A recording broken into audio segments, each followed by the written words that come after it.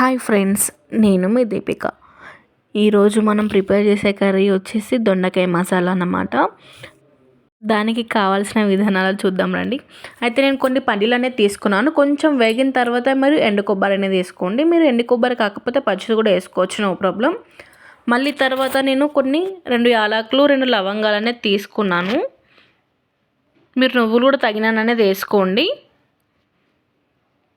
యాలకులు అనేది ఇప్పుడు వేసుకున్నాను. మళ్ళీ కొంచెం ధనియాలు కూడా వేసుకోండి. మనకి కొంచెం మంచిగా వేగిన తర్వాత తీసి పక్కకు పెట్టుకొని తర్వాత లాస్ట్కి మిక్సీ అనేది పట్టుకోండి. నేను జీలకర్ర అనేది వేయడం మర్చిపోయాను, మీరు జీలకర్ర వేయండి. కొంచెం చింతపండు అనేది నానబెట్టండి పక్కకి, ఎందుకంటే మనకి అందులో చింతపండు రసం అనేది వేస్తే టేస్ట్ అనేది బాగుంటుంది. మనకి దొండకాయలు అనేది కొంచెం ఆయిల్ అనేది ఎక్కువ పడుతుందండి. ఆయిల్లో అనేది దొండకాయలు అనేది వేపుకోవాలి, ఎందుకంటే మనకి కర్రీలో తొందరగా అనేది వేగిపోతుంది. మీరు ఆయిల్లో కొంచెం దొండకాయలు అనేది వేసిన తర్వాత కొంచెం సాల్ట్ అనేది వేస్తే మనకి కొంచెం ముక్కలకు అనేది పడుతుంది. కొంచెం మనకి ఈ కలర్లో వచ్చిన తర్వాత తీసేసుకోండి దొండకాయలు అనేది. మనకి కొంచెం జీలకర్ర ఆవాలు అనేది వేసేసుకోండి. తర్వాత మనం ఇందాక కట్ చేసుకున్న ఆనియన్స్ మిర్చి అనేది వేసేసుకోండి. కొంచెం మగ్గిన తర్వాత అల్లం వెల్లుల్లి పేస్ట్ అనేది వేసుకోండి. అది కూడా కొంచెం మనకు పచ్చివాసన పోతే టేస్ట్ అనేది బాగుంటుంది.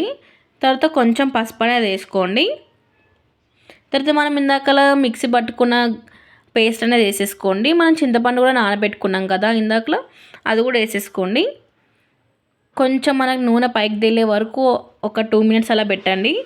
తర్వాత కొంచెం కారం ఉప్పు మీకు తగినంత అనేది వేయండి. తర్వాత మనకి గ్లాస్ వాటర్ అనేది పోయండి. నేను గ్లాస్ వాటర్ అనేది పోసాను. మీరు గ్రేవీని చేసుకునే దాన్ని బట్టి మీరు కూడా వాటర్ అనేది పోసుకోండి.